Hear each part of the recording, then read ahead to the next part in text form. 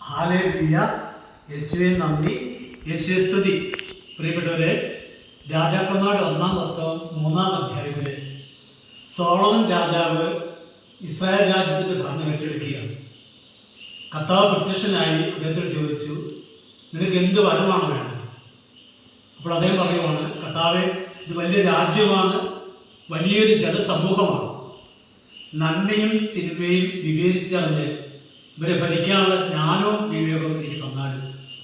ഒരൊറ്റ വാക്കിൽ ദൈവം സംപ്രീതനായി സോളമനോട് പറഞ്ഞു, നീ ശത്രുസംഹാരമോ സമ്പത്തോ ധനമോ പ്രശസ്തിയോ ഒന്നും എന്നോട് ചോദിച്ചില്ല. അതുകൊണ്ട് നിനക്ക് ജ്ഞാനവും ബുദ്ധിയും ഞാൻ തരുന്നു, വിവേകവും തരുന്നു. അതോടൊപ്പം തന്നെ നീ ആവശ്യപ്പെടാത്തത് കൂടെ ഞാൻ തരികയാണ്.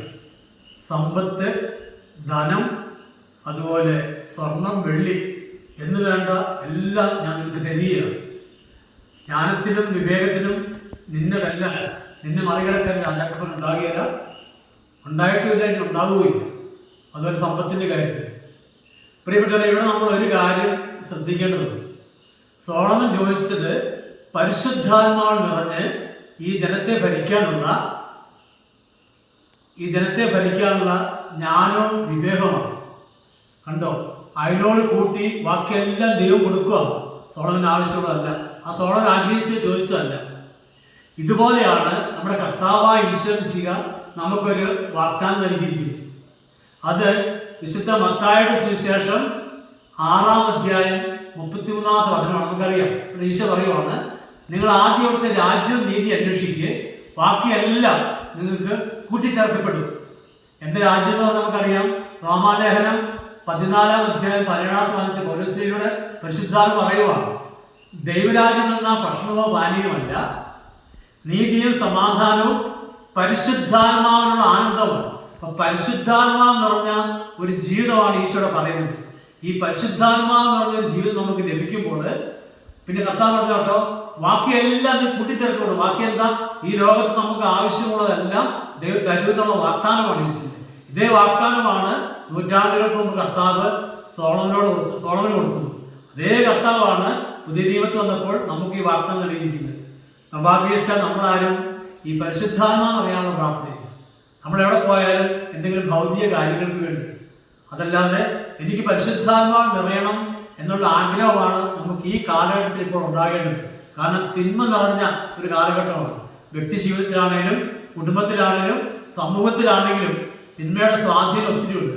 ഈ കാലഘട്ടത്തിൽ ദൈവസന്നിധി ചേർന്ന് നിന്ന് ദൈവത്തെ നോക്കി ജീവിക്കണമെങ്കിൽ പരിശുദ്ധാത്മാവിന്റെ കൃപ നമുക്ക് കൂടിയേ കഴിയുള്ളൂ. നമ്മൾ പരിശുദ്ധാത്മാവ് നിറഞ്ഞാൽ നമുക്ക് ലഭിക്കുന്ന എന്താണ്? റോമാലേഖനം 8-ാം അധ്യായം 14-ാമത്തെ വചനം പറയുന്നു, ദൈവാത്മാവിനാൽ നയിക്കപ്പെടുന്നവരെല്ലാം ദൈവത്തിന്റെ പുത്രന്മാരാണ്. ഹല്ലേലൂയ. വാക്ക് കേട്ടോ, ദൈവത്തിന്റെ ആത്മാവിനാൽ നമ്മൾ നിറഞ്ഞു കഴിയുമ്പോൾ നമ്മൾ ദൈവമക്കളുടെ സ്ഥാനത്തേക്ക് ഉയർത്തപ്പെടുകയാണ്. വീണ്ടും ഇതേ ലേഖനത്തിൽ പറയുകയാണ്, റോമ 8:17, നാം മക്കളെങ്കിൽ ദൈവത്തിന്റെ അവകാശികളാണ്, അതുപോലെ ക്രിസ്തുവിന്റെ കൂട്ടവകാശികളാണ്. ക്രിസ്തുവിന്റെ കൂട്ടവകാശികൾ എന്ന് പറഞ്ഞാൽ അതിന്റെ അർത്ഥം എന്താണ്? പിതാവായ ദൈവത്തിൽ നിന്നും യേശുക്രിസ്തുവിന് എന്തെല്ലാം ഉണ്ടോ അതിന്റെ ഒരു അവകാശം നമുക്ക് ലഭിക്കുകയാണ്. ഹല്ലേലൂയ. യേശുവേ നന്ദി, യേശുവേ സ്തുതി. അപ്പൊ അങ്ങനെ ദൈവാത്മാവ് നിറഞ്ഞ് ദൈവ മക്കളുടെ സ്ഥാനത്തേക്ക് നമ്മൾ ഉയർത്തപ്പെടണം. ഇതാണ് ഈ കാലഘട്ടത്തിൽ ദൈവം നമ്മളിൽ നിന്ന് ആഗ്രഹിക്കുന്നത്. ഗലാത്യലേഖനം 4-ാം അധ്യായം അതിന്റെ 6-7 പദം ശ്രദ്ധിച്ച് അവിടെ പറയുവാണ്, ദൈവം തന്റെ പുത്രന്റെ ആത്മാവിനെ നമ്മുടെ ഹൃദയത്തിലേക്ക് അയച്ചിരിക്കുന്നതിനാൽ ഇനിമേൽ നീ ദാസനല്ല, പിന്നെയോ പുത്രനാണ്.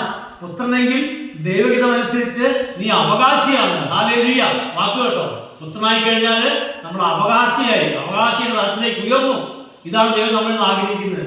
നമ്മളെന്തെങ്കിലും ദാസനെ പോലെ മുട്ടയിലാടി നടക്കാനും കല്ല് തലയിൽ വെച്ച് മലകാരാനോ അല്ല വിളിക്കപ്പെട്ടത്.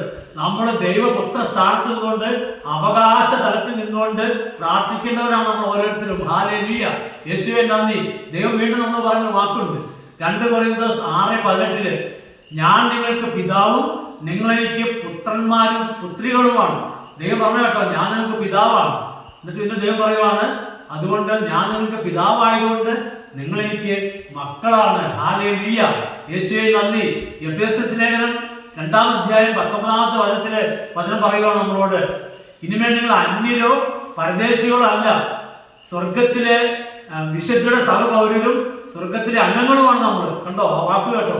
ഈ ദാസന്റെ തലം വിട്ട് പുത്രസ്ഥാനത്തേക്ക് വരുമ്പോൾ നമ്മൾ ആരായി മാറുന്നു? സ്വർഗത്തിലെ അംഗങ്ങളായി മാറുന്നു. ഒന്ന്. രണ്ടാമത്തെ കാര്യം എന്താ പറഞ്ഞത്? നമ്മൾ ഇനിമേൽ അന്യരോ പരദേശികളോ അല്ല, സ്വർഗത്തിലെ അംഗങ്ങളും വിശുദ്ധരുടെ പൗരരുമായിട്ട് നമ്മൾ മാറി. ഹല്ലേലൂയ. യേശുവേ നന്ദി, ദൈവമേ നന്ദി. പ്രിയപ്പെട്ടവരെ, ജെറമ്യ പ്രവാചക പുസ്തകം 3-ാം അധ്യായം 19-ാമത്തെ വചനം ദൈവം വീണ്ടും പറയുവാണ്, നിങ്ങൾ എന്നെ പിതാവേ എന്ന് വിളിക്കണം, അത് ഞാൻ ആഗ്രഹിക്കുന്നു. നമ്മൾ ദൈവത്തെ പിതാവെന്ന് വിളിക്കണമെങ്കിൽ നമ്മൾ ആരായിരിക്കണം? ദൈവത്തിന്റെ മക്കളായി മാറണം. ഹല്ലേലൂയ.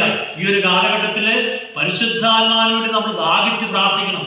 ആത്മാവിന്റെ കൃപയും അഭിഷേകം ഉണ്ടെങ്കിൽ ഒന്ന് നമ്മൾ മക്കളായി. അത് തന്നെയല്ല, ഈ ലോകത്തില് തിന്മയെ അതിജീവിച്ച് മുന്നോട്ട് പോകാനുള്ള കൃപ ലഭിക്കുള്ളൂ.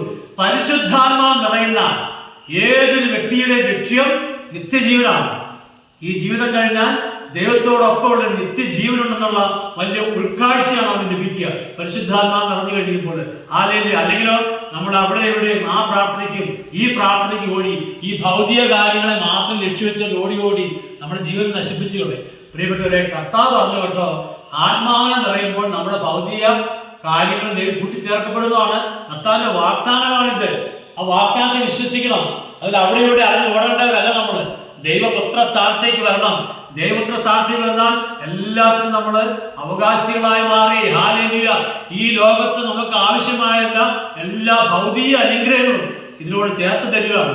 സോളമനോട് പറഞ്ഞില്ലേ, നീ പൊന്നോ വെള്ളിയോ സമ്പത്തോ ധനങ്ങളോ ഒന്നും ചോദിച്ചില്ലല്ലോ, അതുകൊണ്ട് നീ ജ്ഞാനവും വിവേകമാണ് ചോദിച്ചത് പരിശുദ്ധാത്മാന്ന് പറഞ്ഞ്. അതുകൊണ്ട് അതിനോട് ചേർത്ത് രാജാവിന് ആവശ്യമായതെല്ലാം ഞാൻ കൂട്ടിച്ചേർത്ത് തരും. ഹല്ലേലൂയ.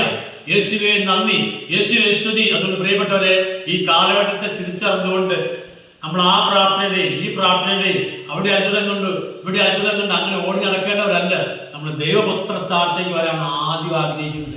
എനിക്ക് ദൈവത്തിന്റെ മകനായി മാറണം, മകളായി മാറണം. അതിനെന്ത് വേണം? പരിശുദ്ധാത്മാവ് അറിയണം.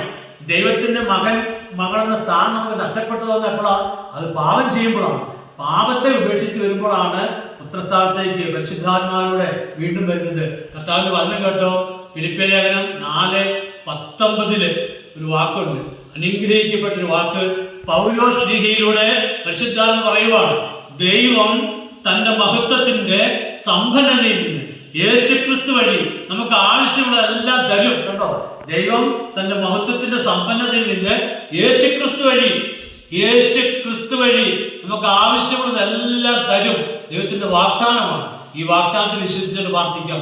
കർത്താവായ ദൈവമേ, ഈ കാലഘട്ടത്തിൽ തിന്മയെ അതിജീവിച്ച് തിന്മകളെ വിവേചിച്ചറിഞ്ഞ് തിന്മയെ ഉപേക്ഷിച്ച് ദൈവ വഴിയിലൂടെ സഞ്ചരിക്കുവാൻ, ഒരു നിത്യജീവനെ ലക്ഷ്യമാക്കി ജീവിക്കുവാൻ അങ്ങയുടെ പരിശുദ്ധാത്മാവിനെ ഞങ്ങൾക്ക് നൽകണമേ. ആമേൻ.